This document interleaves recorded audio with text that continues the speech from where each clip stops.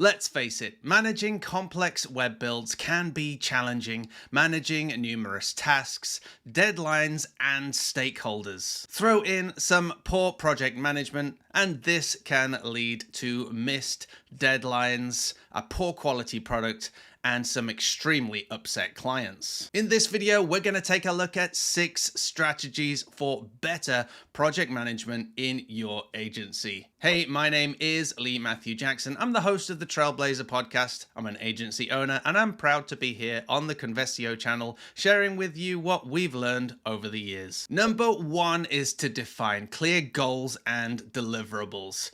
I think back to so many projects we've had in the past where somebody has asked for something.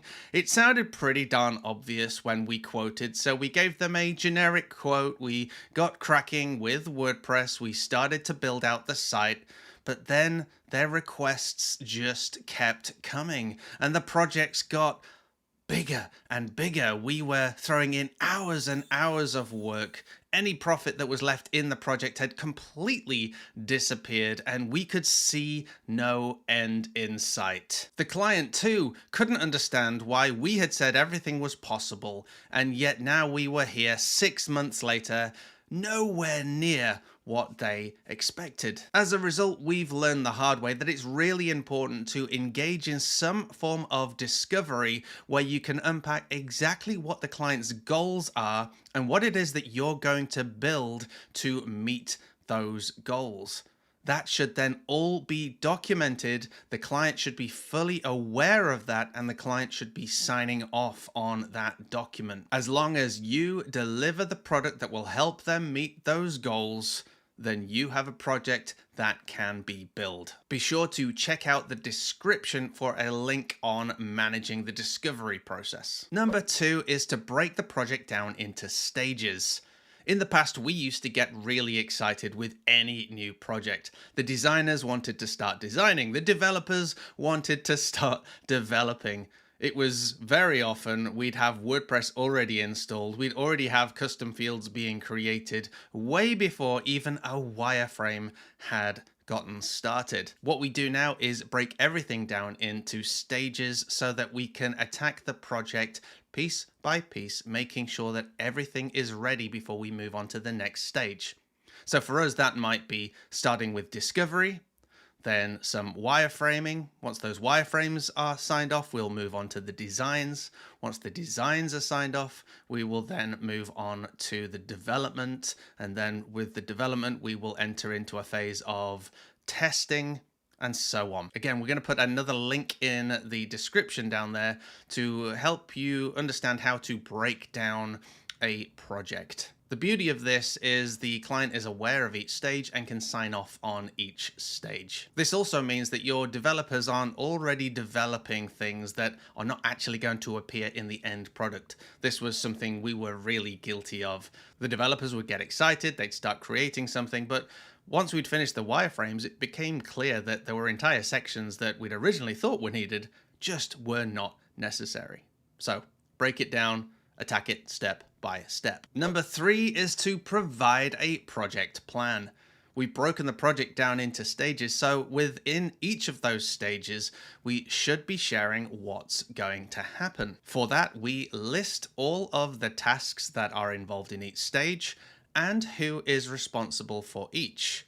We then attribute due dates to each and every task. Now, it's really important to remember that staff, team members, all need holidays, so be sure to check those due dates against the holiday roster. Sorry, vacations if you're in the USA.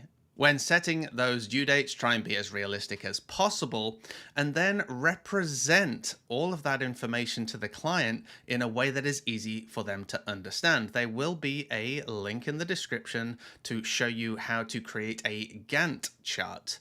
This is something that we use for our client. It outlines all of the stages. It then shows all of the key tasks that are going to happen throughout the project, who the owner of that is, and when they are going to happen. It's also very helpful to display in a Gantt chart because it shows that as long as X task gets done, then the next task can begin. This means if somebody fails to meet their obligations, for example, the client doesn't give you the content on time, that means everything else after that one piece of the Gantt chart has to move along, and that could then move the completion date. And if your client has a hard completion date, they're not going to want to do that. So it's very, very useful to plan out the entire project and then show the client visually what is going to be happening. Number 4 is to establish a clear communication channel. I often need therapy when I just think back to the way we used to communicate as an agency. We used to do this on mass email with multiple people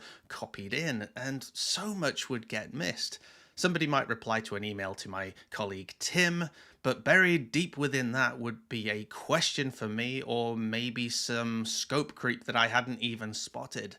Also, people would be receiving text messages or Skype messages or telephone calls, and there was no central place for this to be recorded. So nobody knew who was saying what to whom or what was being agreed by whom. And eventually, what you understood you were building has now become a complete monster. Obviously, it's important to engage in the other tactics that we've just shared, but not having this clear communication channel is the potential killer to any even well-organized project. What we do now is have all of our communications in one place.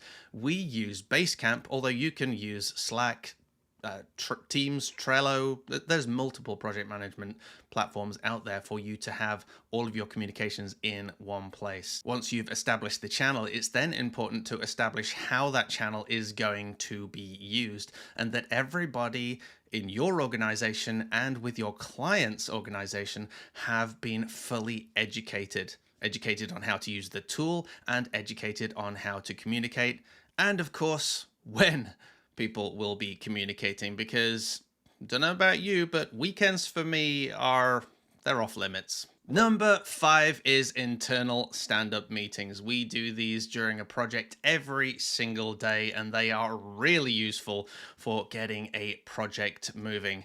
We'll gather together, mostly online nowadays in a post-COVID world, but if you're in a physical office, then I'd encourage you to stand together and do a round robin of the room. Each person shares what they did yesterday, what they plan to do today, and of course, any blockers that are in their way. This is really useful because everyone now gets to understand what's going on, who's doing what, how far we've gotten, are we making the relevant progress? And of course, if there are any blockers that anyone mentions, then maybe other people can help out to resolve them. There is a link in the description all about stand-up meetings and their benefits, so I would recommend you go ahead and check that out and see if it's something that you could implement in your agency for these bigger builds. And finally would be test, test, test. Regular quality assurance is essential throughout the project, and I would encourage you to try and bake that in at each stage. Quality assure the discovery documentation. That means reading it through with the client, making sure that we've captured everything that the client needs and we're getting sign off there. That sign off is really important.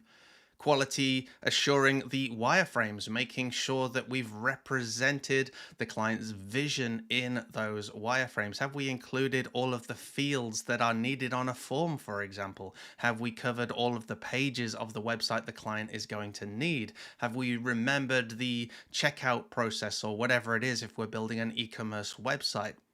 Once we've quality assured that and tested that with the client, get sign off, then move on to the next stage. During development as well, test, test, test. What we do internally is release small iterations to our team and ask them to do specific actions on the product that we're developing, and then let us know of any issues that they have. This allows us to test throughout the development cycle, but then we can bake in the quality assurance with the client where we get them to thoroughly test multiple times at the end of the development process. Let's face it, the testing aspect is something that we don't often account for nearer the end of a project. We think of how long it might take to wireframe, design, and build, but we forget that we probably need 2 or 3 weeks of thorough testing to ensure that the product meets the client's requirements before it's going to go live. So let's not design a project that gets sign off 3 days after development and then go live the next day. Let's make sure we build in at least 2 or 3 weeks or more, depending on the size of the project you're working on, to ensure that everything is working smoothly. We'll also include some links in the description to third-party testing services where you can submit a link, even a wireframe, and ask people to try and do things to see if your vision works, if it was, say, a wireframe or a prototype, or to see if your code works, if it's the actual code you want people to test. So folks, what are your strategies for managing complex web builds? What haven't I mentioned? Let us know in the comments below. Whilst you're there, don't forget to give this video a like, subscribe, hit that bell notification icon, and folks, if we don't see you in the comments, how about we see you in the next episode?